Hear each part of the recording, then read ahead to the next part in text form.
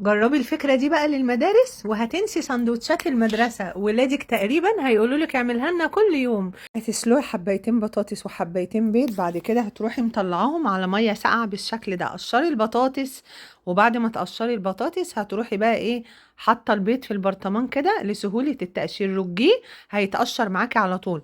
حطيهم على بعض، اهرسيهم بالهراس، انزلي عليهم بنص كوباية من الدقيق، شوية من البقدونس، رشة ملح، فلفل، توابل فراخ وكمون وبابريكا، وانزلي بحباية بيض. اعجنيهم مع بعض كده بالشكل ده، وكوريهم بقى كده فطاير، واحشيهم جبنة موتزاريلا. اي حاجة انت عايزة تحشيها احشيها، بس انا فضلت ان انا احشيها ميكس جبن. هتبقى حلوة قوي. هتعمليها قراص كده بالشكل ده بعد ما تحشيها. ويلا بينا بقى كده على ايه، على الطاسة هنحط شوية زيت مش كتير. اول ما يسخن ننزل بالفطاير بتاعتنا، تطلع معاكي احلى فطاير تجنن. تديلهم في اللانش بوكس، رجعوا من المدرسة جعانين، هتلاقيها سهلة وسريعة ومغذية في نفس الوقت. حلوة جدا جدا. بصوا بقى لونها من جوه بقى، الجبنة سايحة كده وبتمط وتجنن. ياكلوها كده بألف هنا. صلوا على الرسول، جربوها. استنوني الفيديو الجاي حلو قوي.